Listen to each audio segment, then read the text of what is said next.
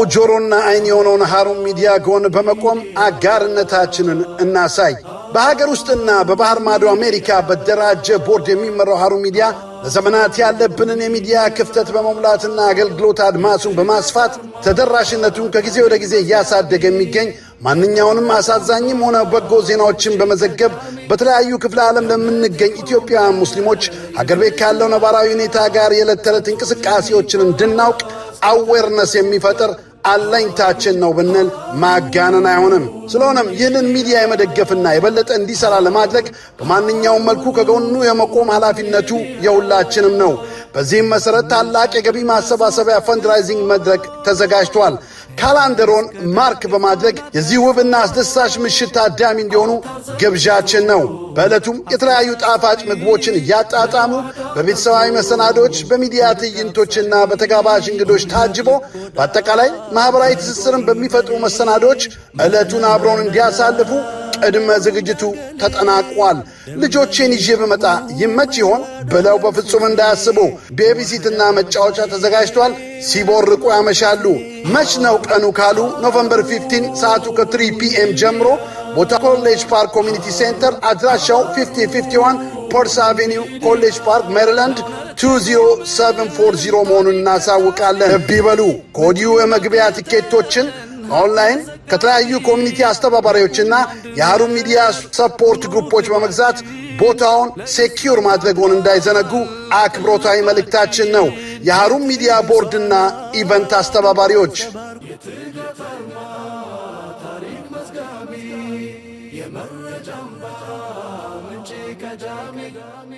ሀሩን ሚዲያ ቀዳሚ የመረጃ ምንጭ። ለጦር መሪ ቢሆን የክርስቲያን ጦር እየመራ ቢመጣም ሙስሊሞች መሆናቸውን ሲረዳ ውጊያን አቆመ። ያጋብቻቸው ዛሬ ወርጂ ውስጥ የሐሰን አንጃሞ ጎሳ በጎሳ መልክ ወርጂ ውስጥ ተፈጠረ። የወርጂዎቹ ማህበረሰብ ወርጂዎቹን ሙስሊሞቹን ለማዋረድ ቤተክርስቲያን ያሰሯቸው።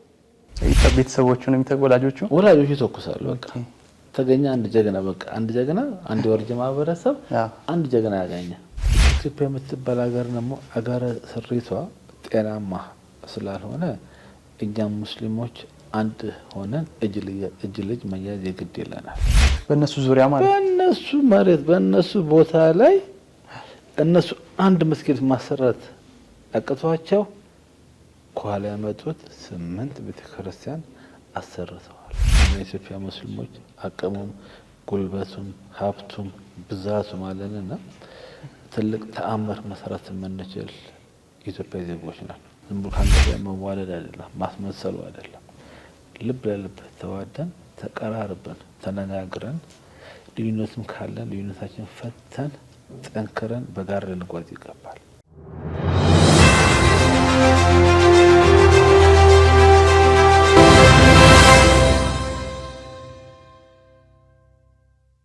ሰላም አለይኩም ወራህመቱላሂ ወበረካቱ። ውድና የተከበራችሁ የሀሩን ሚዲያ ተከታታዮች ፕሮግራማችንን በአለም ዙሪያ ሆናችሁ የምትከታተሉን ሁሉ በእያላችሁበት የዓለም ዳርቻ አክብሮታዊ ሰላምታችን ይድረሳችሁ እያለን ወደ ዛሬው ዝግጅታችን እናመራለን። እንግዲህ በዛሬው ዝግጅታችን ስለ ወርጂ ማህበረሰብ የንግድ የትግል እንዲሁም ዲኑን አስከብሮ ለዘመናት እንዴት እንደቆየ ሄድ መለስ እያለን ከጥንት ጀምሮ እስካሁን ድረስ የመጣበትን ለማየት እንሞክራለን። አጠገቤ አንድ እንግዳ አሉ። በቅድሚያ ራሳቸውን ያስተዋውቁና ወደ ሌሎች ጥያቄዎች እናመራለን። እንግዳችን እንኳን ደህና መጡ። በቅድሚያ ስሞትንና የሥራ ድርሻዎትን ቢነግሩን። እሺ፣ ቴንክ ዩ። እንግዲህ በጣም አመሰግናለሁ እዚህ ሀሩን ሚዲያ ላይ ተገኝቼ ሐሳቢ እንዳካፍ በመጋበዜ በጣም ደስ ይለኛል፣ ትልቅ ደስ ያሰማኛል። እናንተንም አመሰግናለሁ። እንግዲህ ስሜ አሪፍ አብዱልቃድር ሁሴን ይባላል። እንግዲህ በዚህ ሙሉ አሁን በአሁን ሰዓት የምሰራው የሙሉ ጊዜ ደራሲ ነኝ። የተለያየ አይነት መጽሐፍ ጽፋለሁ፣ የቤተሰብ መጽሐፍ ጽፋለሁ፣ አንዳንድ ዲና የሆኑ ተረቶችን ጽፋለሁ ለልጆች እና ብዙ ትኩረቴ ልጆችና ቤተሰብ ላይ ያደረገ ስራ ነው። እንግዲህ ከመጽሐፍ አኳያ የምሰራው ግን ወደ ኋላ ከተመለስክ የእስላሚ ጋዜጣ ተሞክሮ ልምዶች አሉ። ለምሳሌ አልነጃሺ የሚባል እስላማዊ ጋዜጣ አሳትም ነበር። ከዛም ቢዝነስ የተባለ የንግድ ጋዜጣ እንደዚሁ አሳትም ነበር። ናይል ሪቪው የተሰኘ በአባይ ዙሪያ ላይ በአረብኛና በእንግሊዝኛ የሚያወር የሚተነትን ጋዜጣ ኦር ኒውስሌተር እሰራ ነበርና እንግዲህ ብዙ ተሞክሮች አሉኝ በንግዱም ዓለም ላይ ብዙ ጊዜ አሳልፍ ያለውና በአጠቃላይ እንግዲህ ህይወቴ ኑሮዬን በሙሉ በስራ ዓለምና በሚዲያ በመጽሐፍ ዙሪያ ነው እንግዲህ ሳሳልፍ የቆየሁት። መልካም እጅግ በጣም እናመሰግናለን። በደንብ ነው ራስዎን ያስተዋወቁት። እስኪ ስለ ወርጂ ማህበረሰብ መግቢያ ላይም እንዳነሳሁት ብዙ ጊዜ በኢትዮጵያ ሙስሊም ማህበረሰብ ዘንድ ጀበርቲ የሚባሉ ማህበረሰቦች ሲነሱ እናስተውላለን። ወርጂዎችም እንዲሁ ይነሳሉ። እርግጥ ጀበርቴና ወርጂ ማህበረሰብ አንድ አይነት ናቸው ወይስ ደግሞ የተለያዩ ናቸው የሚለውም ብዙ ጊዜ ግልጽ አይሆንምና ይህንን እስኪ የተወሰነ ግልጽ ቢያደርጉልን። ኦኬ እንግዲህ አሁን እውነት ነው ይሄ ጀበርቲ ከወርጂ ጋር ሲገናኝ ብዙ ጊዜ እኔም ሰማለሁ። መጽሐፍትም ላይ ጋዜጣም መጽሔትም ላይ አንዳንድ ሶሻል ሚዲያዎችም ላይ እመለከታለሁ እነዚህ ነገሮችን እና አልሐምዱሊላህ አሁን በቅርቡ አንድ ዘወርጂስ የተባለ መጽሐፍ ጽፌያለሁ እና ይሄ መጽሐፍ እነዚህ ብዥታዎችን የሚያጠፋ ነው። ከዚህ ከወርጂ ማህበረሰብ ጋር በተገናኘ የተሰጡት አንዳንድ ስያሜዎች ታሪኮቹን፣ ገድሎቹን፣ ንግዱን እንዲሁም በዲን ላይ ያሳለፉት መልካም ሆነ የችግር ዘመኖችን የሚያትት የሚያስረዳና በቆንጆ ሁኔታ ሊናገር የሚችል ዘወርጂስ መጽሐፍ ማሳተሜ ለዚሁ ዓላማ ነው። እነዚህ ብዥታዎችን ለመቅረፍና ይሄ የተደበቀን የወርጂ ማህበረሰብ ታሪክ አንድ ደረጃ ወደፊት ለማምጣት ከተደበቀበት ፈልፍሎ ከሼልፍ ውስጥ ደብቆ ከስር ከመሳቢያ ሳውጥቶ ጠረጴዛ ላይ ስለማድረግ እንግዲህ ያወጣሁትና በዚህ መጽሐፍ ላይ በጥሩ ሁኔታ ለማስረዳት ሞክሬያለሁ።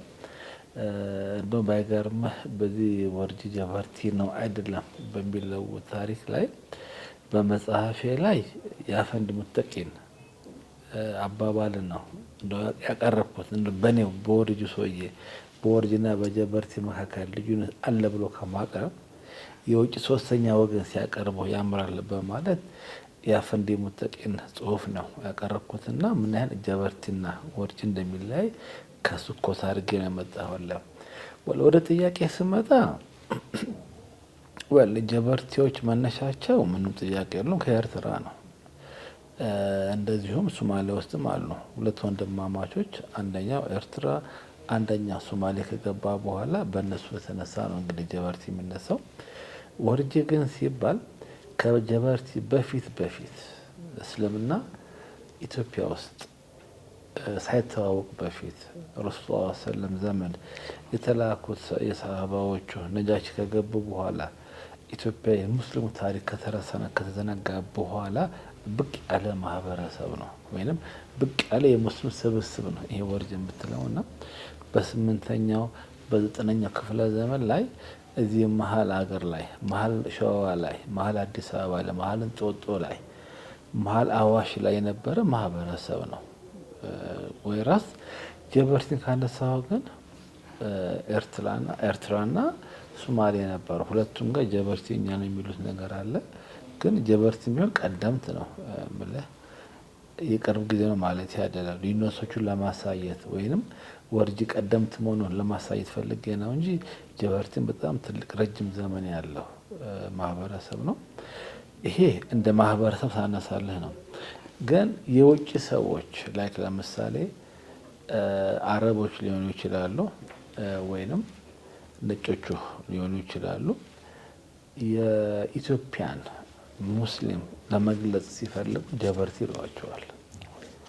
ስለዚህ ጀበርቲ የሚለው በሁለት መልክ ማየት መቻል አለበት። እንደ ማህበረሰብ ከሆነ ኤርትራና ሶማሊያ ያሉ ጀበርቲዎች አሉ። እነሱ እንደ ማህበረሰብ እናያቸዋለን። ወራስ አረቦቹና ፈረንጆቹ ግን ኢትዮጵያ ላይ ጀበርቲ ብሎ ሲጠሯት ጥቁር ሙስሊሞች የኢትዮጵያ ሙስሊሞች ብሎ የሚያነሱት ሀሳብ ነች። ስለዚህ በሁለት ክፍል ማየት ይቻላል ብዬ አስባለሁና እኛ ሀገር የታወቀው እንዳልኩ ጀበርቲ ሲባል ኢዘር የኤርትራውን ካልሆነ የሶማሌው ነው የሚነሳውና ከዛ አኳያ ማየት እንችላለን። የቅደም ተከተል ጉዳዮች ሁለቱም ሙስሊሞች ናቸው። ሁለቱም ከፊል ጎን ናቸው። ከመካከለኛ ምስራቅ ነው የመጣው። ብዙ የሚያመሳሰላቸው ነገሮች አሉ። እውነት ለመናገር ግን ከማህበረሰባዊ አንድነታዊ አኳያ ግን ስትመለከት ትንሽ ልዩነት አላቸው እና በዛ መልክ ማየት እንችላለን። ስለዚህ አሁን እንደጠቀሱት ከኤርትራና ከሶማሊያ ነው ያሉት ይባላል። ወደ ሰሜን ኢትዮጵያ ሲገኛሉ ጀበርቴ የሚባል ማህበረሰብ ለምሳሌ ትግራይ ላይ ያሉትን ሙስሊሞችንም ጀበርቴዎች ሲሏቸው ይታያል። ጎንደርም ላይ ያሉትን ሙስሊሞች ጀበርቴ ሲሏቸው ይታያል እና በዛ መስመር የገቡትን የጀበርቴ እስማኤል ጀበርቴ አህመድ ጀበርቴ ይመስለኛል የሶማሌው በዛ ቤተሰብ ውስጥ የገቡትን ቤተሰቦች የመጥቀሱ ነገር ይታያል። ሁለተኛ የጎንደር ሙስሊሞቹ አይደለንም ብሎ ሲናገሩ አልተሰማም። የትግራይ ሙስሊሞችም ቢሆኑ ጀበርቲነታቸውን ተቀብለው እንጂ እኛ ጀበርቲ አይደለንም ብለው ስላልተሰማ መቀበል እንችላለን የጎንደርና የትግራይ። ኦኬ።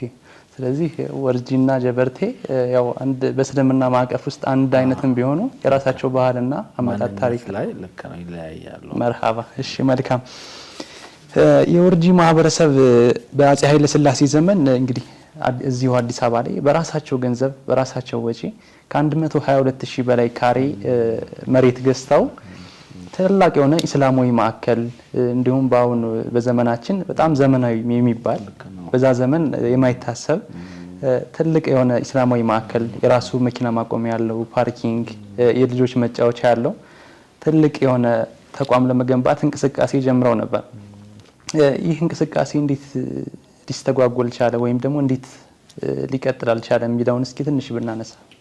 የሚገርም ጥሩ ጥያቄ ነው። ይሄ ጥያቄ እንደ ወርጂ ብቻ ሳይሆን እንደ ሙስሊሙ መታየት መቻል አለበት። እኛ ሙስሊሞች ራሳችን ማወቅ መቻል አለብን። ታሪካችንን ማወቅ መቻል አለብን። በዚህ በኢትዮጵያ በትልቁ የኢትዮጵያ ታሪክ ውስጥ የነበረን እድሎችን፣ መልካም አጋጣሚዎችን የስጋት ትንታኔም ማድረግ ይግድ ይለናልና እንግዲህ የቀድሞ ወርጂዎቹ ያው በውጣ ወረድን በጣም ከፍ ያለ ውጣ ወረዶችን ስላሳለፉ ከአፄው ስርዓት ጋር ሲታገሉ ስለመጡ የዛን ገዢ መደብ አመለካከት አካሄድም በቅጡ ተረድተውት ነበርና ከዛ ስርዓት ራሳቸው ነጻ የሚያወጡበት እንደ ሙስሊም እንዴት አድርገው ጥሩ ሙስሊም ሆነው እንደሚችሉ እንደ ሙስሊም ዲናቸው እንዴት አድርገው በጥሩ ሁኔታ ሊተገብሩ እንደሚችሉ ብዙ ካሰቡ ካወጡ ካወረዱ በኋላ ባላቸው ሀብት ጉልበት ወይም የተማረ ኃይል በማሰባሰብ እዚህ አዲስ አበባ ላይ ሼወጀሌ መስጊድ አካባቢ ላይ ከሼወጀሌ ቤተ መንግስት ጀርባ ላይ 122,000 ካሬ በወቅቱ ግምት በወቅቱ የገዙበት ዋጋ ወደ 72,000 ብር ነው። ያንን እንግዲህ መሬት የገዙት እንግዲህ እግረ መንገድንም ኢትዮጵያ ላይ ወይም አዲስ አበባ ላይ በወቅቱ ምን ያህል መሬት ርካሽ እንደነበረ ልታያት ትችላለህ። ይሁንና ወርጂዎቹ በዛ ሰዓት ላይ አሁን ያነሳውን 122,000 ካሬ ሜትር ገዝተዋል። በሚገርም ሁኔታ አንደኛው እቅዳቸው መስጊድ መገንባት፣ ኢስላማዊ ማዕከል ዓለም አቀፍ ደረጃውን የጠበቀ ይሄን የምናወራው በኢትዮጵያ ዘመን አቆጣጠር በ1963 64 65 እስከ 66 ለ4 ዓመታት ያደረጉት እንቅስቃሴ ነው የምናየውና በዛ ሰዓት ላይ ዓለም አቀፍ ጥራቱን የጠበቀ ወይንም ዓለም አቀፍ ደረጃውን ጠብቆ እዚህ ኢትዮጵያ ውስጥ እዚህ አዲስ አበባ ላይ ሸጎሌ አካባቢ ላይ እስላማዊ ማዕከል ለመገንባት ነበር ሲሞክሩ የነበሩት መሬት የሚገዙት። ያ ብቻም አይደለም፣ ከእስላማዊ ማዕከል አጠገብም ሪል ስቴት ለመገንባት የቤት ግንባታ የቤት ልማት በማድረግ ሙስሊሙ አንድ አካባቢ ተሰባስቦ መኖር እንዲችል እንዳልኩ ወርጂዎቹ በጥቃትና በመከላከል ላይ ብዙ ዘመን ስላሳለፉ ተሰባስቦ መኖር ምን ያህል ፋይዳ እንዳለው በደንብ ስለሚያውቁና በጋራ መንቀሳቀስ ለትልቅ ደረጃ እንደሚያበቃ በደንብ ስለተረዱ እዛ አካባቢ ላይ የጋራ መኖሪያ ቤታቸውን የልጆች ትምህርት ቤት፣ የልጆች ማሳደጊያ ማዕከል፣ የልጆች መጫወቻ ማዕከል እንዲሆን ነው እንግዲህ ይሄን ቦታ ገዝተው የነበረውና ትልቁ የሚገርምህ ያው የንጉሱ ስርዓትም ወይም የኃይለ ሥላሴ ስርዓትም የዋህ አልነበረም። ሙስሊሞች ሲደራጁ አጠገቡ እያለ በሱ ለሙስሊም ባለው ስሜት ላይ ሙስሊሞችም ከፍ ቀና ሊሉ ሲችሉ ደግሞ ላይወድህ እንደሚችል ሁላችንም እናውቃለን። እና መሬቱን በቶሎ አልሰጣቸውም። ለመኖሪያ ቤት ግንባታ ቶሎ ሰጣቸው ግማሽ መሬት፣ ግን አብዛኛውን መሬት ለእስላማዊ ማዕከል የሚሆን መሬት ግን ቶሎ አልሰጣቸውም። ከረጅም ውዝግብ በኋላ ከብዙ ክርክር በኋላ ነው እንግዲህ በገዛነው መሬት ላይ ባንክ አስገብተን በዚህ ማስረጃ ብለው ረጅም ክርክር ካደረጉ በኋላ መጨረሻ ለእስላማዊ ማዕከል ግንባታ የሚሆን ቦታ ሰጣቸው። የአላህ ነገር ሆነና አላህ አልፈቀደውምና ወይም ጊዜው አልደረሰምና የደርግ መንግስት ገባና እንዳለ ሁኔታውን አበላሸባቸው። ግን ከዛ ውስጥ እንደ ሀሳብ መውሰድ የምንችለው ነገር አለ። ግን እኛ ሙስሊሞች የአንዱ ትምህርት ለአንዱ መነሻ የሆነ ወይ አንዱ ውድቀት ለአንዱ ስኬት በምናደርግበት መንገድ ላይ ማሰብ መቻል አለብን እና እንደዚህ አይነት ተሞክሮች ለሁላችንም ያስፈልጉናል። በተለይ ከኢትዮጵያ ባሻገር ማሰብ መቻል አለብን። እውነት ነው ኢትዮጵያኖች ነን፣ እውነት ነው ኢትዮጵያ ሙስሊሞች ነን። ግን እሳቢያችን ከፍ ማለት አለበት። ዘንድሮ ቴክኖሎጂ ከፍ እያለ ነው።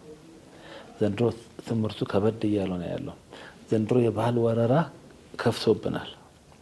ስለዚህ እኛ ቁጭ ብሎ ቤታችን መጠበቅ መቻል ያለብንም። ውጭው ዓለም እንዴት ነው እየተከላከለ ያለው? ይሄ ውጭው ዓለም ሙስሊም ቴክኖሎጂ እንዴት ተጋፈጠ? ከቴክኖሎጂ ጋር እንዴት መኖር ቻለ? የባህል ወረራ ያለበት እንዴት ራሱን ጠብቆ መቆየት ቻለ? የሚለው ተሞክሮ ሁሉ ከኢትዮጵያ ወጣ ብለን ማሰብ መቻል አለብን።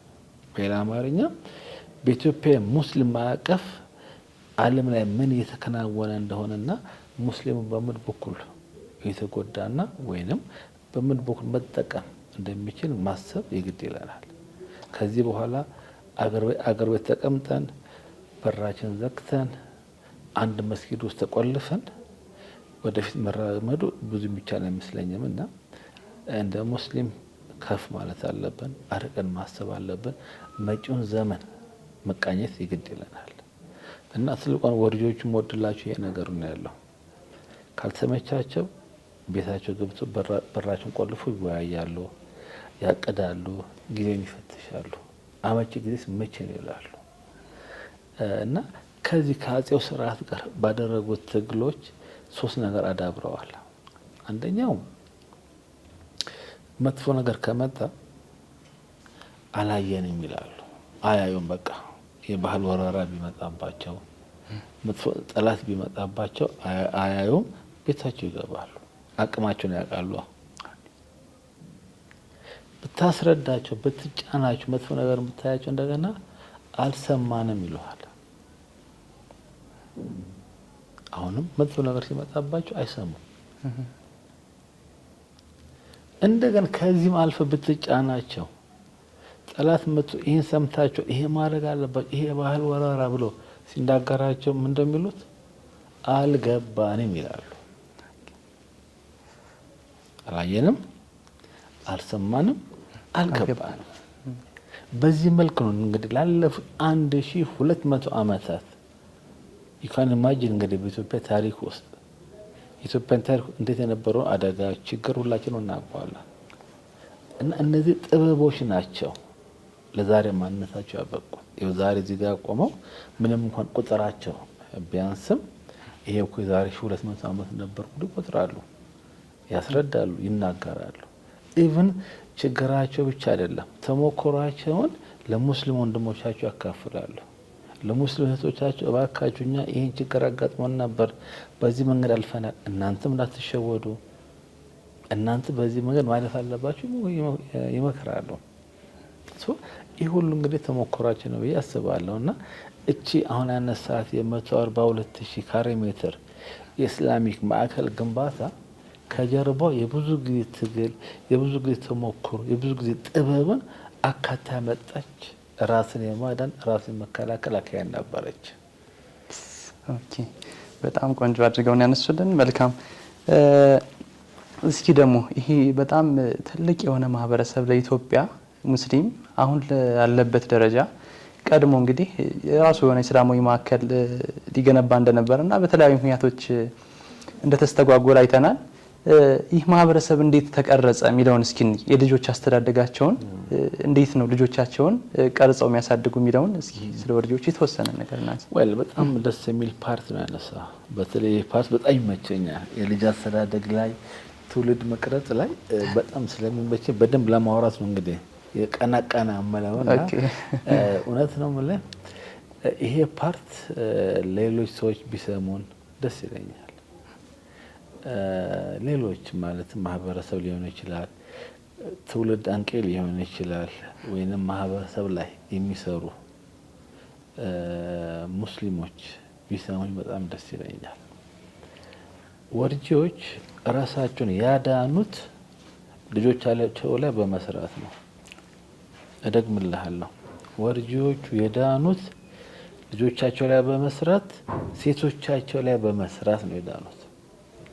ወንዱ በተለያየ በጦርነት በለው በብዙ ምክንያት ተጎድተዋል፣ ግን ልጆቻቸው ይደርሱላቸዋል። ሴቶቻቸው እንደዚሁ። ምሳሌ ሁለት ነገር ላካፍለ፣ የሴቶችንም የልጆችንም ከዚህ ልጆች አስተዳደግን አብሬ ያመጣልሃለሁ። እናቶች ቤት ተቀምጦ አይቀመጡ፣ ውጭ ወጥተው ጠላት የቱ ጋ ነው ያለው ብለው ይቃኛሉ። ለዚህ እንዲያመቻቸው የተለያየ የገበያ ቦታ ይሄዳሉ፣ ይጓዛሉ። በቃ ሴቶቻቸው ከቤት እመቤትነት ባለፈ ቃሽሮች ነበሩ። እየሄዱ መረጃ ይሰበስቡ ነበር። አንድ ይሄን ያዝልኝ። ሁለተኛ ባሎች ለስራ ከወጡ ባሎች በተለያየ ምክንያት ከአካባቢያቸው ከራቁ ሐራም እንዳይሰራ ጠላት እንዳይገባ ታጥቀው ቤታቸውን መንደራቸውን ሴቶቹ ነበሩ የሚጠብቁት። ይካን ኢማጂን እንግዲህ ወንዱ አይደለም ሴቱ ነበር ትልቅ ፓወር የነበረው። ከዚህም በላይ ሴቶቹ ባሎቻቸው በአደጋ ቢመጡ በጦርነት ቢመለሱ ባህላዊ ሕክምና ይሰጡ ነበር። ወጥቶ መረጃ ይሰበስባሉ፣ አካባቢዎችን ይጠብቃሉ፣ ባህላዊ ሕክምና ይሰጣሉ። ለወታደሮቻቸው ማለት ነው፣ ለቤተሰቦቻቸው፣ ለአባቷ፣ ለወንድ ልጅ፣ ለታላቅ ልጅ ነው የሚያደርጉት፣ ለጎረቤት በዚህ መንገድ ነው የሚያደርጉት። እና በዚህ መንገድ ሴቶቻቸው ጠንካራ ነበሩ። ወደ ልጆቹ ጋር ልምጣለህ። ዋና ጥያቄ ይሄ ነው ያለውና ወደ አስተዳደግ ወደሚለው ነው ልምጣለህ። ወደ አስተዳደግ ሲመጣ ገና ከጋብቻ ነው የሚጀምረው። ከጋብቻ ወንድና ሴት የወርጅ ወንድና ሴት ሲጋባ ተፍሲሩ ምንድነው? ወይ ጀግና ወንድ ሊወለድ ነው ወይ ጥሩ ሴት ልትወለድ ነው። ስለዚህ ጋብቻው በተኩስ ነው የሚያደምቁት። ጋብቻው ይተኩሳሉ፣ በቃ በተኩስ ነው ወደ ላይ። ጀግና ሊመጣልን ነው ወደፊት፣ ጥሩና ጥሩ ሴት ልትመጣልን ነው ወደፊት ተብሎ ነው የሚያስቡት። ጋብቻ ዝም ብሎ ጋብቻ አይደለም እነሱ።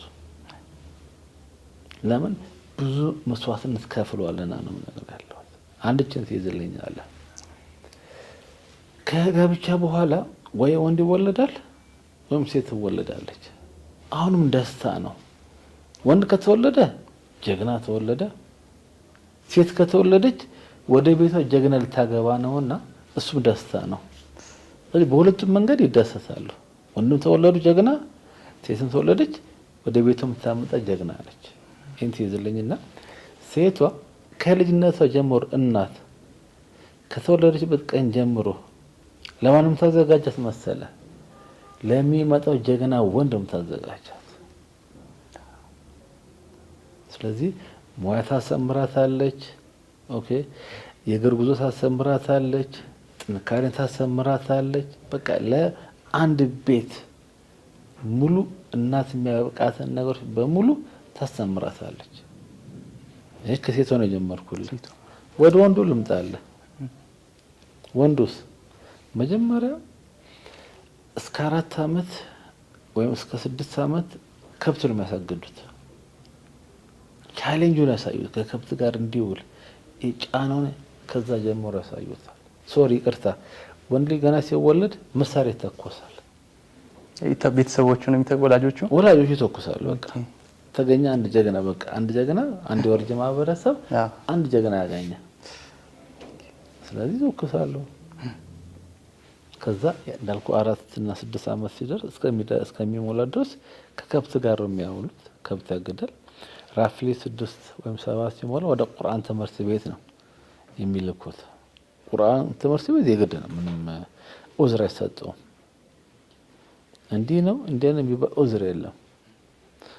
ሀታ ቢያመልጥ በተለያየ ምክንያት ቁርአን ቤት ሳይሄድ እንኳን ካመለጠ በማንኛውም ሰዓት ያስገቡታል።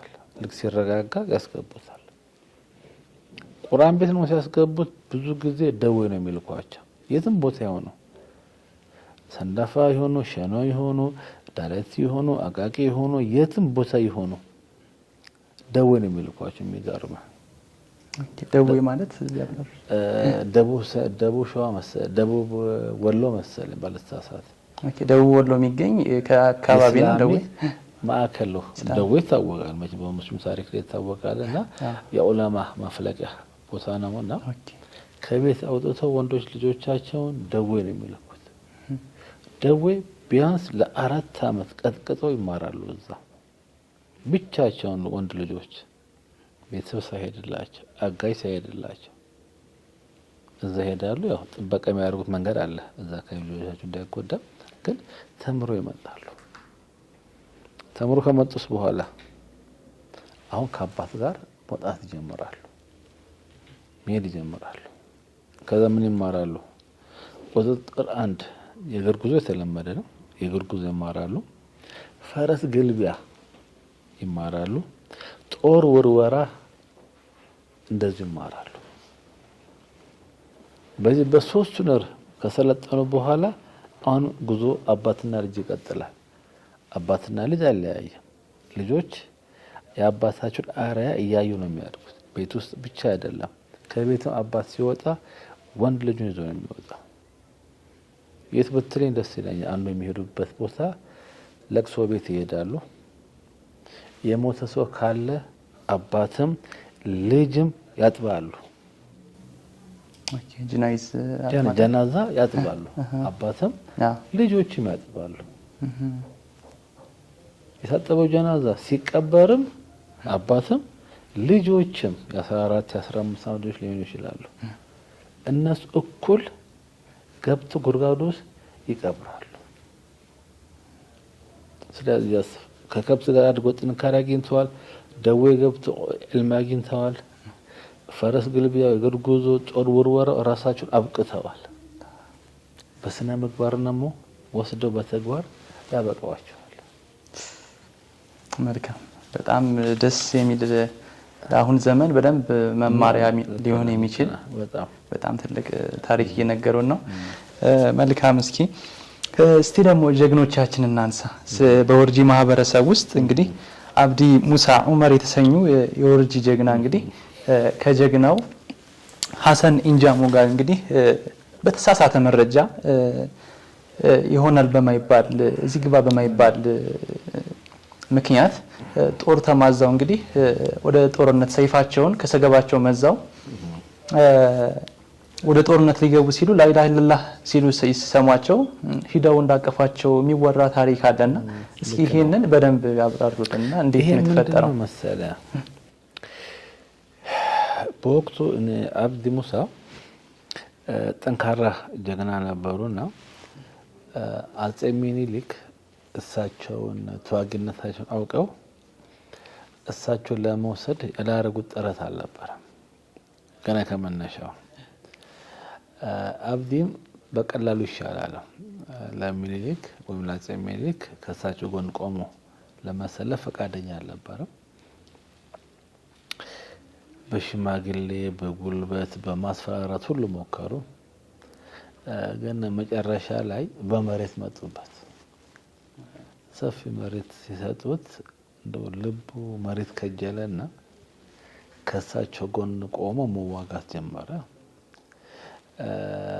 ግን ስምምነታቸው ምንድነው? ቋሚ የእሳቸው ወታደር ለመሆን ሳይሆን ችግር ካለ ሲጨንቃቸው ሲቸገራቸው ሊያግዛቸው በዛ ውል አሰሩና ተለያዩ። እና ጭቅ ሲያጋጥማቸው ጠንካራ ውጊያ ሲያጋጥማቸው አብዲን ነው የሚጠሩት እና በተለያየ ግንባር ላይ ተሰልፈው ጥሩ ነገር ሰርቶላቸዋል። ውጊያ ሲሄድ ከሙስሊም ጋር ይግጠም ከክርስቲያን ጋር ይግጠም ወታደር ነው የሚያውቀው ነገር የለም። ከዛ በአንድ ወቅት ወደ ጉራጌ ሀገር ለውጊያ ይሄዳሉ አጼ ሚኒሊክ። ጦሩን ይመራ የነበረው አብዲ ነው እና እየተዋጉ ከሄዱ በኋላ ከሁለቱም ከጉራጌ ወገኑ ከአጼ ሚኒሊክ ወታደሮችም ብዙ ሰው ያልቅና የጦሩ መሪዎች ሊገጥሙ ከሁለቱም ወገን ይወርዳሉ። በድሮ ጊዜ ታውቃለህ ውጊያ የሚለካው በጦር መሪዎቹ ጀግንነት ነው። እና አብዲም ከዚህ ወረደ። በዛ በኩል ሀሰን አንጃሞ ይወርዳል። አብዲም ሀሰን ሙስሊም ሆኖን አያውቅም። ሀሰንም አብዲ ሙስሊም ሆኖን አያውቅም። ለምን ታፔላ ያለ መዋጋት የወታደር አለባበስ ነው። ከዛ የጉራጌው ጦር ኢስላሚክ ጦር ስለሆነ ኢስላሚክ ወርዶችን ነው የሚጠቀመው። በዛ መሰረት ሀሰን አንጃም አላሁ አክበር ብሎ ጎራዴ አውጥቶ ሊመታው ሲል አላህ ቃል ይሰማል። አላህ ያሰረይ የሚሊክን ጦር እየመራ ነው የመጣው። ያቆማል። ጎራዴውን ወደ መሬት ያዘቀዝቃል። ሙስሊም ይባባላሉ። የሚገርም ይሄ ጉራጌ ጦር እየመራ የመጣ አብዲ አጼ ሚኒሊክን ጦር እየመራ መጣ። በሙስሊምነታቸው ብቻ ያው ውጊያ ይቆማል። ሀሰን አንጃሞ ተሳስመው ተቃቅፈው ጦር ሜዳ ይሄ ክርስቲያን ጦር እየመራ ነው የመጣው። ይሄ እንግዲህ አብዲ የመራው የክርስቲያን ጦርን ነው። ግን ከዲኑ አላስበለጠም። ከዲኑ የፈለገ ጦር መሪ ቢሆን የክርስቲያን ጦር እየመራ ቢመጣም ሙስሊሞች መሆናቸውን ሲረዳ ውጊያን አቆመ። ተዋውቀው ተግባብተው እዛው ተመለሱ። ሁለቱም ተመለሱ። ቅደስ የሚልህ መመለሳቸው አይደለም። ከዛም በኋላ ተዛመዱ፣ ተቀራረቡ። የሀሰን አንጃሞ ልጅ ሸኖ ሄዳ ከአብዲ ቤተሰቦች ጋር ተጋባች። መጋባት ነው ነገር ያለው። በጋብቻ ብቻም አልቀረም።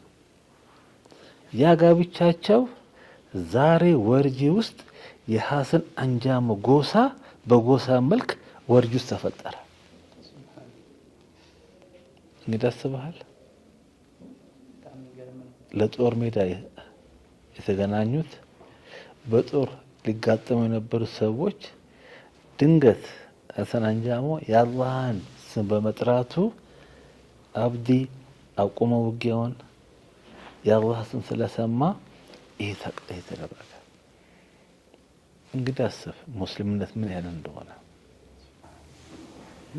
በእስልምናቸው የአላህ አክበር እያለ እንዴት አድርጎ ሰይፉን መምዘዝም ጎራዴውን የዘቀዘቀው አስብ። እንግዲህ በጣም የሚገርም ታሪክ ነው።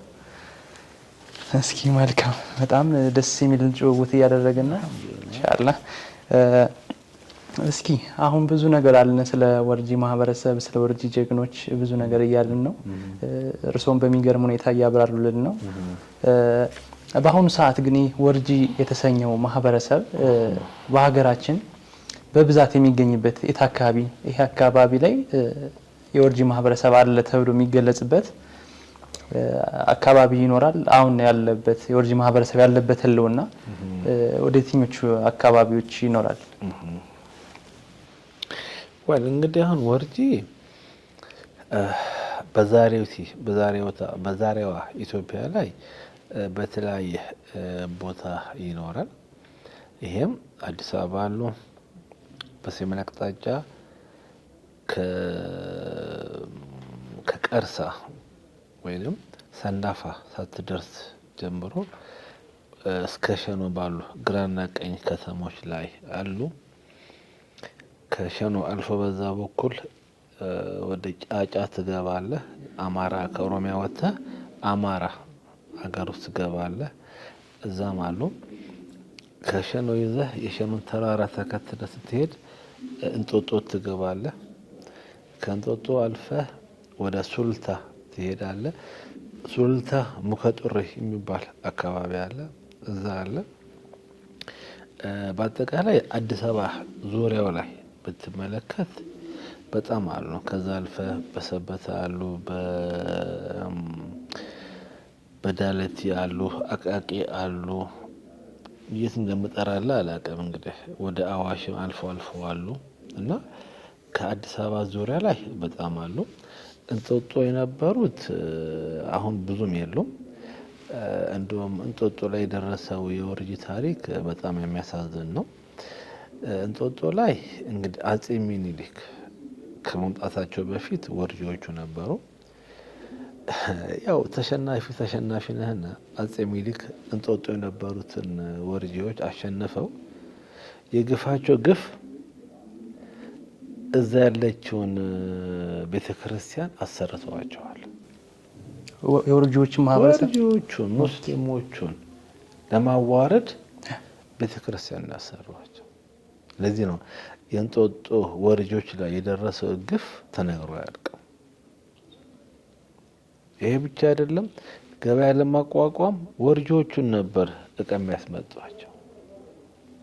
ግን ምስሉ እንዲገባ ወርጂዎቹ እንጦጦ የነሱ ቦታ ነበር።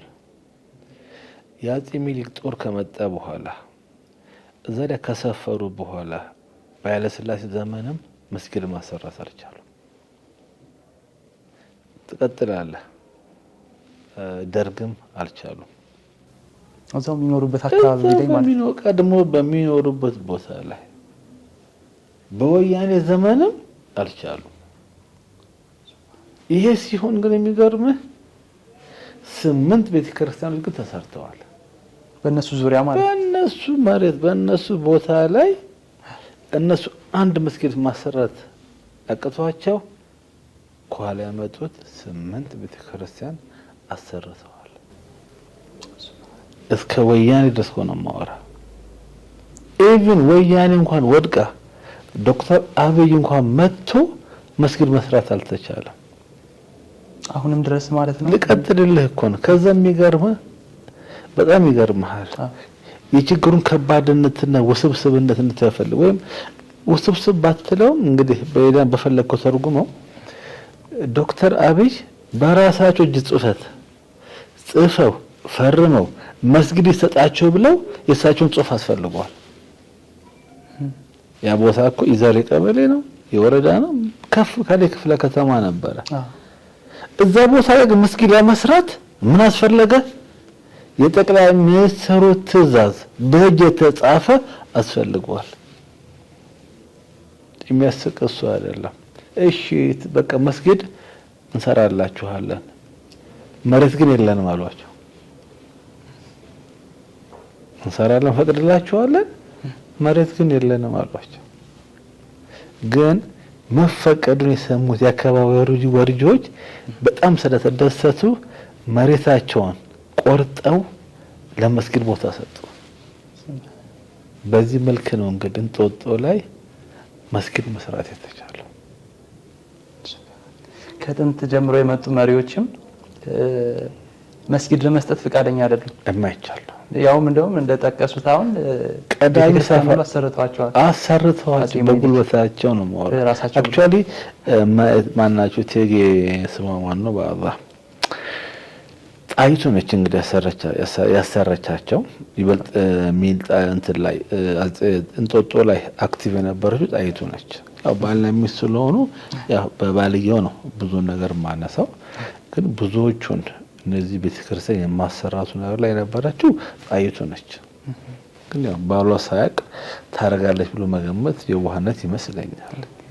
ግን ዋናው ጥያቄ እነሱም ካለፉ በኋላ የአፄ ኃይለሥላሴ ስርዓትም አልፈቀደም።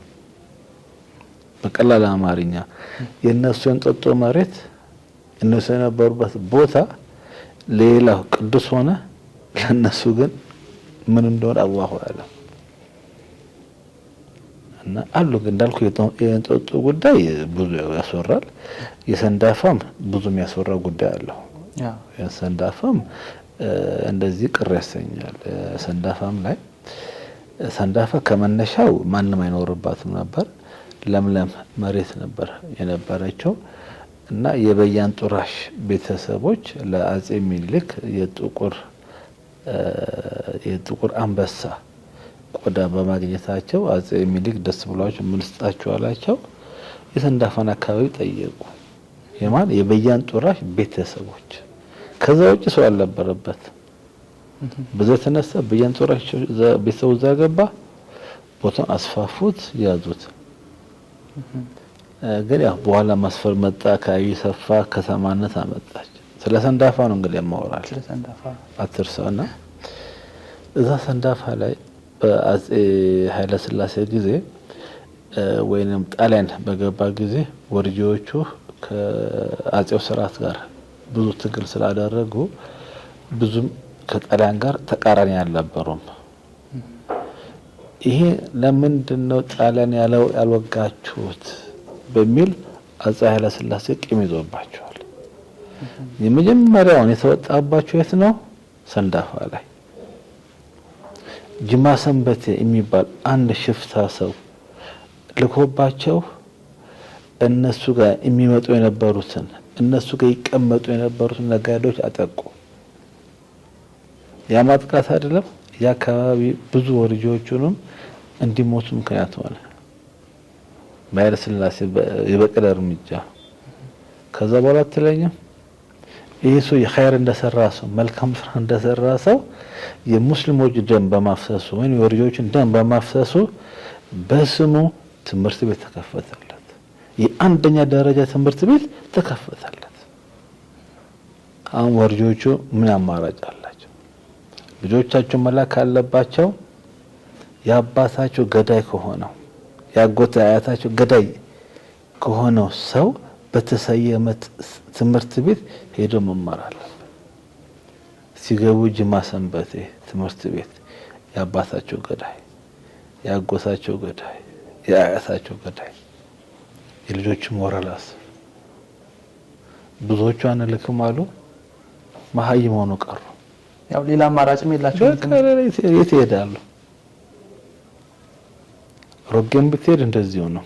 ኃይለሥላሴ ተበቀላቸው በቀል አልነበረም። ሮጌ እንደዚሁ ለምን ጣሊያን አልወጋችሁም፣ ለምን ጣሊያን በበጎ ተመለከታችሁ በሚል ውሃ ከለከላቸው፣ ጤና ጣቢያ ከለከላቸው፣ መብራት የለ ኢቭን ዞ ምርቶቻቸው ወደ ገበያ የሚወጡበት መንገድ ከለከላቸው። በቃ ልክ እንደ ሬድ ኢንዲያንስ በብራዚል ጫካ መሀል እንዳለው ሬድ ኢንዲያኖች ከሰው አይገናኙ፣ ዘመድ አይገባ፣ ምን አይገባ። ሮጌ በቃ ራሱ ነች አንድ ህዝብ ስብስብ ብቻ ሆነ ቀረች። ደግነቱ ሮጌ ላይ አንድ ትልቅ ሼህ ነበሩ፣ ሼህ መሐመድ ሮጌ የሚባል ሰው በአመት አንዴ ለዚያራ ስለሚሄድ ቢያንስ በአመት አንዴ ሰው ያሉ ሰው በእግር ይሄዳል፣ በተለያየ መንገድ ይሄዳል። እና በዛ አካባቢ የተደረገው ነገር ባነሳለ በጣም ብዙ ነው። በጣም ያማል በጣም እና ኤንዌይ እንግዲህ ለዚህ ነው እንግዲህ ከተሞቹ ጋር ታነሳለኝ ብዙ ነገር አለው ለላይ የፈለኩት። ኦኬ በጣም በየዘመኑ የመጡ ነገስታት በጣም ብዙ በደሎች ያደርሰውባቸዋል። በዚህ ምክንያት ነው ማለት ነው ወደ በትንትን እያሉ ነው። ምንድነው መሰለው አክቹአሊ በወቅቱ የነበሩት ነገስታት ወርጂ ናቸው በሚል አይደለም። በወርጂ ማንነታቸው አልነበረም ያጠቋቸው፣ በሙስሊም ማንነታቸው ለአላህ ስለሚሰግዱ፣ አዛን ስለሚያወጡ፣ መስጊድ ስለሚገነቡ እነዚህ ማን ጠላት ናቸው? የአጼው ስርዓት ጠላት ነበሩ። በሙስሊምነታቸው በሙስሊምነታቸው የዛን ጊዜ ማን ወርጂና ለማን ያውቃል የነበረው? ወይ ክርስቲያን ወይ ሙስሊም ነው። የአሸናፊ ወገን አለ፣ የተሸናፊ ወገን አለ። ተሸናፊው አሸናፊ ወገን እንደፈለገው ሲቀልድበት ነበር የነበረው። አንዱ ይሄ ማህበረሰብ ነው። ይሄ እንግዲህ እርግጠኛ ነኝ ወርጂ ላይ ብቻ የደረሰ ችግር አልነበረም። ሙስሊም ነን ብለው በዚች አገር ላይ የነበሩ ሰዎች ላይ የደረሰ ታሪክ ነው። በአርሲ ብትወስድ ብዙ የሚያመው ነገሮች አሉ። በባሌ ብትወስድ የሚያመው ነገሮች አሉ። ሀረር ብትሄድ የሚያስለቅሱ ነገሮች አሉ። የወርጂው ትንሽ ስለሚከፋ በጣም እናነሳለን እንጂ ሁሉም ተጠቅቷል በዚህ ስርዓት ላይ። ግን አልহামዱሊላህ ያልጠፋን በአላህ ቁድራ አለ። ኢንሻአላህ ነገም እንኖራለን በአላህ ኃይል። ተስፋ አለን እንግዲህ ጠንክሮ ከሙስሊም ወንድሞቻችን ጋር ተባብረን በጋራ አላማ ለትልቅ አላማ ተባብረን ለመስራት የኛ ማህበረሰብ ሁሌ ይመኛል፣ ይፈልጋል። የሙስሊም የአንድነትን ባንዲራ ይዞ መሸከም ይዞ መሄድንም ይፈልጋልና አልহামዱሊላህ። መልካም። እስኪ ደግሞ በወርጂ ማህበረሰብ ዙሪያ እርስዎ የጻፉት መጽሐፍ አለ፣ የወርጂዎች የንግድና የትግል ታሪክ ወይም ደግሞ ዘወርጂስ የሚል የወርጂ ማህበረሰብ አመጣጥ በየዘመናቱ የደረሰበትን በእስልምናው ምክንያት አሁንም እንዳነሱት በእስልምናው ምክንያት የደረሰበትን በደሎች እና የትግል ታሪኩን በስፋት የሚዳስስ መጽሐፍ ጽፈዋልና እስኪ ይህንን መጽሐፍ ለመጻፍ እንዴት አነሳሳውት፣ ምን አነሳሳውት የሚለውንና ስለ መጽሐፉ ይዘት የተወሰነ ነገር ብንል። ኦኬ ሹክራን። እንግዲህ ይሄ ስለ ወርጂ ማህበረሰብ ላለፉት 30 አመት ብዙ ሰዎች ለምሳሌ ስም በጠራለ ሀጂ ዑመር ኢማምና የሳቸው አካባቢ ያሉ ሰዎች ሞክረዋል። ከ30 አመታት ከ40 አመታት በፊት ሀጂ አደም በዳኔ እሳቸውም እንደዚሁ በጣም ሞክረዋል። ሀጂ ሰዒድ ሙዘየን እንደዚሁ እሳቸውና ባልደረቦቻቸው በጣም ብዙ ለፍተዋል። በቅርብ ዘመን ወንድም ሐሚድ ሐምዛ ሞክረዋል። ወንድም ፈይሰል ስራጅ እንደና ጓደኞቹ እንደዚህ ሞክረዋል። ሁሉም ኡዝር የመጣ ይወድቃል። በቅርቡ ግን ከተሾመ ብርሃኑ የታሪክ ጸሐፊው ተሾመ ብርሃኑ የዚህን ማህበረሰብ ታሪክ ለመጻፍ ጀምሮ ነበር። የተወሰነ እንቅስቃሴ ጀምሮ ነበርና በመሃል እንደተፈለገው አልሄደም እና እንዴ አልኩኝ፣ ለራሴ ጠየቅኩኝ። መጽሐፎች እጽፋለሁ፣ ታዲያ ለምንድን ነው ይሄ ይሄድ የሚቆመን? የወርጂ ማህበረሰብ መጽሐፍ ለምንድን ነው የማልጽፈው በሚል ተነሳሁኝ። ግን ዝም ብዬ አልተነሳሁኝ። መጀመሪያ ዱዓ አደረኩኝ፣ ዚክርን በደንብ ዘከርኩኝ፣ ሀጃዬን አላህ ጋር አደረስኩት። ከዛ ወደ መጽሐፉ ገባሁ እና እውነትም አልহামዱሊላህ አላህ በጣም አቀለለልኝ። ብዙ ሰው ተባበረኝ። ብዙ ሰው ጥሩ ሀሳቦች አዋጡልኝ። ከጽሁፍም ደረጃ የተለያዩ ሰዎች የጎደለኝ ጽሁፍ ያካፈሉኝ ጥሩ ባለ 336 ገጽ መጽሐፍ ለማዘጋጀት በቅቻለሁ። አልহামዱሊላህ ይሄን ማድረግ ትልቅ የአላህን በረካ የሚፈልግ ስራ ነው። በጣም ፊል አደርጋለሁ። ምክንያቱም እዛ ውስጥ ትላልቅ ዑለማዎችን ጠቅሻለሁ። በወሎ ድርቅ ዘመን ላይ የተሰደዱ ብዙ ዑለማዎችን ጠቅሻለሁ። ከዛ ከወሎ ድርቅ ተሰደው መሄጃ አጥተው የሸኖ ወርጂዎች ዑለማዎችን ተቀብለው እንዴት እንዳስተናገዱ ጽፌያለሁ። በግፈኛው በንጉስ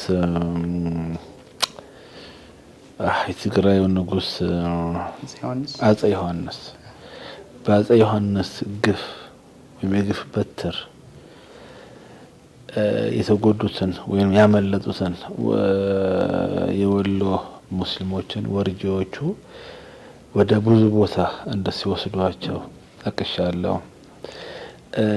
ከዛ የወጡትንም ዑለማዎችን እንዴት እንደተንከባከቧቸው ጽፌያለሁ። ኢቭን ከወርጂ ቤተሰቦች ጋር እንዴት እንደተጋቡ ጽፌያለሁ። እና አንዳንዴ እነዚህ ትላልቅ ዑለማዎችን ታሪክ ስትጽፍ ሰውነት ይሞቃል፣ ይገርማል። በጣም ይሞቃል፣ ያጀበ ይገርመኛል። እንግዲህ አንዳንዴና ከበድ ይላል። በተለይ ዑለማዎቹ ፓርቲ ላይ ከበድ የሚል ነገር አለ እና እንግዲህ ያን ፓርቲ ያጋጠመኝ ዚክርና ዱዓይን አበዛለሁ። ግን ዞሮ ዞሮ በአላህ ብርታት ነው ያለቀው። አልሐምዱሊላህ። እንግዲህ መነሻ ይሄ ነው እንግዲህ ከሞላ ጎደል። ከዛ በኋላ መጽሐፉ ከታትሞ ከወጣ በኋላ በጣም ብዙ ሰው አግዞኛል። ሀቅ ለመናገር ላይ አገር ውስጥ ያሉት ከሀገር ውጭ ያሉት ብዙ የወርጂ ወንድሞችና እህቶች ተባብረውኛል ለህትመት እንዲበቃ። ምክንያት 336 ገጽ መጽሐፍ ቀላል አይደለም። በዚህ ዘመን በዚህ ህትመት ዋጋ ለገበያ ማቅረብ በጣም ከባድ ነው። ብዙ ገዛ አግኝቻለሁ ለመጽሐፉን ለመድረክ ወይንም ለገበያ ለማብቃት። ብዙ ሰው አመስግኖኛል። በተለይ በቃ የሙስሊም ወንድም እህቶቼን ምስጋናና ሞራል ሳየው አረ ብዙ ሰራ ያሰኛል። እና ጥማታቸውን ሳየው ፍቅራቸው የሚገልጽበት መንገድ ስታየው እንኳን አንድ መጽሐፍ አይደለም ብዙ መጽሐፍ ያጽፋል። እና እንደውም ንያ ተነስተዋል። አሁን ቁጥር 1 ብዬ ጀመርኩት፣ ቁጥር 2፣ ቁጥር 3 ብዬ ለመሄድ አስባለሁ። ያ ብቻም አይደለም። አሁን በኦሮምኛ ተተርጉመዋል። በቀጣይ በእንግሊዘኛ በአረብኛ ተተርጉሞ ዓለም ላይ ይበተናል። የኢትዮጵያ ሙስሊም ታሪክ እኛ ሀገር ብቻ መቅረት ያለበት። አፍሪካን ወንድሞቻችን ማወቅ አለባቸው። አረብ ወንድሞቻችን ማወቅ መቻል አለባቸው። ወርጂ፣ ጉራጌ፣ ትግሬ፣ አማራ አይደለም። የኢትዮጵያ ሙስሊም ጉዳይ ከፍ ማለት አለበት። ብዙ ኸይር ስራዎች አሉ። የትም ሀገር ያልተሰራ ስራዎች ሰርተናል። የትም ሀገር ያለ ሙስሊም ያልተበደልን በደልም ተበድለናል። ስለዚህ ሌላው ሊያከብረን ይገባል። የነጃሺ ሀገር ናት። ያ የነጃሺ ሀገር ደግሞ ብዙ ግፍ ብዙ አላስፈላጊ ነገር ሲደርስበት ዝም ብሎ እንደማይቀበልና ከችግሩ እንደሚወጣም ሌላ ማሳየት መቻል አለብን። በሌላ አማርኛ የሙስሊሙ ሰብአዊ መብት በኢትዮጵያውያኖች ደም ሌላ ሊያውቁ ይገባሉ። ስለዚህ እንዳልኩ በኦሮምኛ ተጀምረዋል። እንግሊዘኛ፣ አረብኛ ይቀጥላል ኢንሻአላህ። መጽሐፉን 2-3 እያለ ከአላህ ጋር ይቀጥል ብዬ አስባለሁ። በጣም ደስ ይላል። ይህ ስለ ወርጂዎች የንግድና የትግል ታሪክ ዙሪያ ያጠነጠነው መጽሐፍ አሁን የት አካባቢ ማግኘት ይችላሉ? ማንበብ የሚፈልጉ ተመልካቾቻችን ሊኖሩ ይችላሉና የት አካባቢ ሊያገኙት ይችላሉ ይህንን መጽሐፍ? ኦኬ፣ በሁለት መንገድ ማግኘት ይቻላል። አሁን ለገበያ ውሏል። የመጀመሪያው ዙር ህትመት ነው የወጣው። ምናልባት ኢንሻአላህ አላህ ካለ በሙስሊም የመጽሐፍ መሸጫ ቤቶች ውስጥ ከተወሰነ ቀን በኋላ ይገባል። ከዛ በፊት የሚፈልግ ሰው ካለ ምናልባት በደንብ ብናገር ደስ ይለኛል። ዌብሳይት አለን www.thewargisbook.com ይላል። ስክሪን ላይ እናስቀምጠዋለን እኛ። አዎ ይቻላል፣ ደስ ይለኛል። thewargisbook.com አለ። እዛ ላይ ስለ መጽሐፉ የተወሰነ ሀሳብ ያመላክታል። ኦንላይን ማዘዝ ይችላሉ።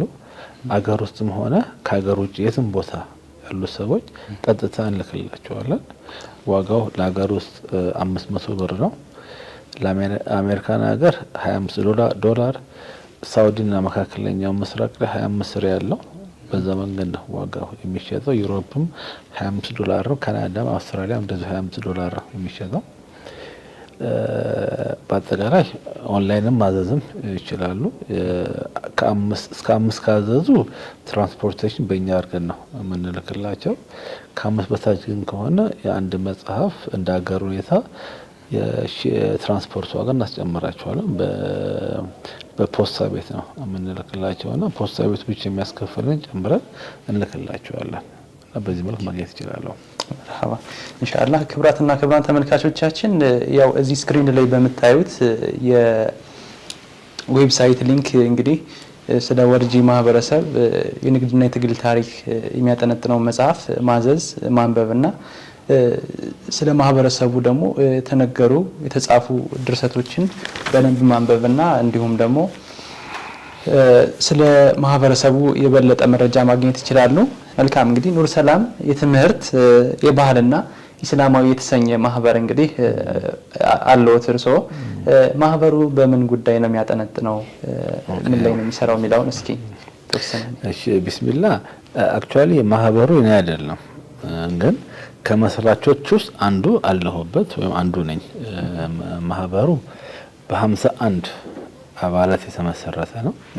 አገር በቀል ማህበር ነው። አዲስ አበባ ውስጥ፣ ኦሮሚያ ውስጥ፣ አማራ ክልል ላይ እንደ ደቡብ ክልል ላይ የሚኖሩ ሙስሊሞች ያቋቋሙት እስላማዊ ማህበር ነው። የእስላማዊ ማህበር ነው።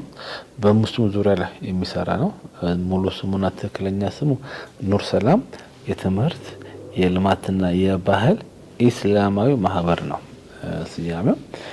እውቅናችንን ከኢትዮጵያ እስልምና ጉዳዮች ነው ያገኘ ነው። በዚህ አጋጣሚ ኢትዮጵያ እስልምና ጉዳዮችን ማመስገን ፈልጋለሁ።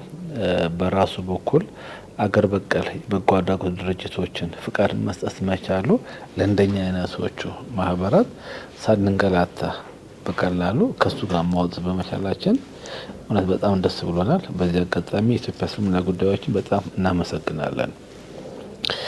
እና ይሄ ማህበር እንግዲህ እንደመነሻ የሆነው እውነት ነው ዓለም አቀፍ የወርጂዎች ስብስብ አለ። ወርጂ ፒፕል ቪዥን 2050 የሚባል ዓለም አቀፍ ስብስብ አለ። የሀገሩ ሰዎች ያሉበት፣ ዲያስፖራ ኮሚኒቲ ያለበት፣ ምሁራን ያሉበት፣ የተለያዩ ስብስብ ያለበት አንድ ትልቅ ስብስብ አለ። ያ ስብስብ የወለደው ማህበር ነው እና ምንም እንኳን የትልቁ ስብስብ በወርጂ ላይ ትኩረት ቢያደርግም ነው እኛ እንደ ወርጂ ማሰብ የለብንም፣ እንደ ሙስሊም ኡማ ማሰብ አለብን። ስለዚህ ማህበር የሚያስፈልግ ከሆነ የዲን ሙስሊሙ ጋር ፎከስ የሚያደርግ ሙስሊሙ በትምህርት ተጎድቷል፣ በዲን ተጎድቷል፣ በአካዳሚክ ትምህርት ተጎድቷል። ስለዚህ እኛ ወርጂ ነጻ በማውጣት ስኬት እናገኘው። ወይራስ የኢትዮጵያ ሙስሊም አንድ ደረጃ ከፍ ስናደርግ ስኬት እናገኛለን በማለት በትምህርት በዲኑም በአካዳሚው ላይ የሚሰራ። ሁለተኛ ልማት ላይ ሙስሊሙ ከዚህ ከጥቃቅን ነገሮች ወጥቶ ስለ ልማት ማሰብ አለበት። ትላልቅ ጉዳዮች ማሰብ መቻል አለበት።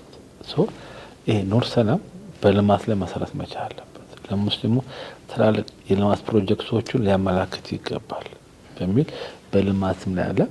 ሌላ ሶስተኛ እኛ ሙስሊሞች ወይም ኢትዮጵያ ሙስሊሞች የተለያዩ ማህበረሰቦች ነንና ይህ ሁሉ ማህበረሰብ ባህሉን ሊያወጣ ይገባል። አንዱ የበላይ አንዱ በታች መሆን የለበትም እና ኢትዮጵያ ውስጥ ያለ ማህበረሰብ ሁላችን እኩል መሆናችን አውቀን በተለይ በአላህ ገመድ ላይ የምንተሳሰር ከሆነ ደግሞ ለአላህ መዋደድ እንዳለብን ለአላህ አንዱ መሄድ ስላለብን ሁሉም የኢትዮጵያ ሙስሊም ብሔረሰብ ማንነቱን በእኩል ደረጃ ሊያሳውቅ ይገባል። የብሔር ለብሔር ሰው ማድረግ መቻል አለብን። የማህበረሰብ ለማህበረሰብ ሰው ማድረግ መቻል አለብን።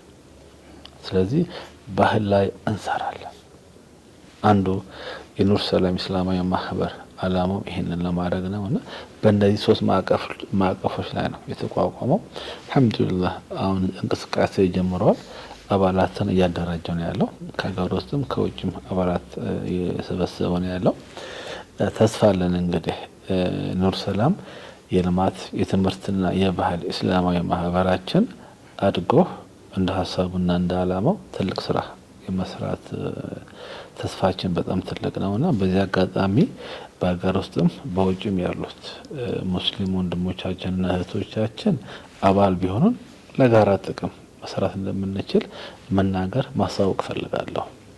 መርሐባ ኢንሻአላህ ከፍ ያለ ሙስሊሙን ማህበረሰብ የሚያገለግል ያው እንዳሰባችሁት ይሳካል ብለን ተስፋ እናደርጋለን። ኢንሻአላህ እና አባል ለመሆን በምን መንገድ ላይ ያገኟችሁ ይችላል ተመልካቾች?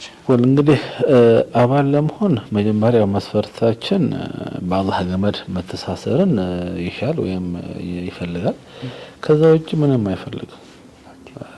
አቅም ደካማ ለሆነ ሰው በአቅሙ መጠን፣ አቅም ያለው ሰው ደግሞ እንደ አቅሙ አባል የሚያደርግ መደበኛ መዋጮ አለን። ቢሮአችን ጀሞ ሞል ላይ ነው ያለው። ምናልባት እሱን ካስፈለገ መምጣት ይችላሉ። ስልክ ቁጥርም ካስፈለጋቸው ሁለት ስልኮችን መስጠት ይችላልሁ። አንደኛው 0955 090009 እንደ መነሻነት መጠቀም ይቻላል። በዛ ላይ ተወሰነ መረጃ ማግኘት ይችላሉ። ደግሞዋለሁኝ 0955 090009 ለመያዝም ቀላል ይመስለኛል። ይመስለኛል። በዛ ላይ ጊዜያዊ መረጃ እንሰጣለን። የባልነትም ጥያቄዎችን ኦንላይን መላክ እንችላለን። ኦንላይን አፕሮች ቢያደርጉን በቴሌግራም በዋትስአፕ እዛ ላይ ቢልኩልን ምላሽ እንሰጣለን። በዛ መልክ ኢንሻአላህ ወደፊት እንሄዳለን። መርሐባ። እሺ መልካም። በመጨረሻም እንግዲህ እኔ የዘነጋሁት ጥያቄ ካለ ድንገት ወይም ደግሞ እርስዎ መመለስ የሚፈልጉት ማስተላለፍ የሚፈልጉት መልእክት ካለ በመጨረሻ መደልስተውትና የቀረ ጥያቄም ካለ በዚሁ እንዲያብራሩልን። እሺ ቢስሚላህ። ያው ብዙ ነገር ነካክተነዋል፣ ግን ከምንም በላይ ማጠንጠንና ማጠንከር የምፈልገው እኛ ሙስሊሞች ወይንም ኢትዮጵያ ሙስሊሞች በተለይ ያለንበት አገር ኢትዮጵያ የምትባል አገር ነች። እቺ ኢትዮጵያ የምትባል አገር ደግሞ አገር ስሪቷ ጤናማ ስላልሆነ እኛ ሙስሊሞች አንድ ሆነን እጅ ልጅ መያዝ የግድ ይለናል። መጠንከር አንድ ይለናል። መማርም አንድ የግድ ይለናል እና ጥቃቅን ልዩነቶችን ትተን ለአላህ ብለን ተዋደን ልብ ለልብ ዝም ብሎ ከአንገት ላይ መዋደድ አይደለም፣ ማስመሰሉ አይደለም። ልብ ለልብ ተዋደን ተቀራርበን ተነጋግረን ልዩነትም ካለን ልዩነታችን ፈተን ጠንክረን በጋራ ልንጓዝ ይገባል። ከዚህ በኋላ ዓለም የጠበበች መታለች። ሁሉም ወገን እየፈለገ ነው። ሁሉም የተጠናከረ ነውና ያለው ቢያንስ እኛ አንድ ሆነን ከኢትዮጵያ ጉዳይ ወጥተን ለአፍሪካ ሀገራት ወንድሞቻችን ጥሩ አርአያ መሆን መቻል አለብን። እንደምታውቀው ኢትዮጵያ ውስጥ አፍሪካ ህብረት አለ። የአፍሪካ ህብረት የሙስሊሙ የሌሎቹም ነው ያለው። እንደ አፍሪካ ህብረት አይነት ተቋማት ጋር ሄደን ስለ ስሙና ብናሳውቅ፣ ለስብሰባ ለሚመጡ እንግዶቻችን ጥሩ የሙዚየም ማዕከል መገንባት ብንችል፣ የባህል ማዕከል መገንባት ብንችል እና በአጠቃላይ እስልምናችንን ወደ ቀሪው የአፍሪካ ሀገራት ብናስተዋውቅ ብናሳልፍ በአንድ መልኩ ዲናችንን እናስተዋውቃለን።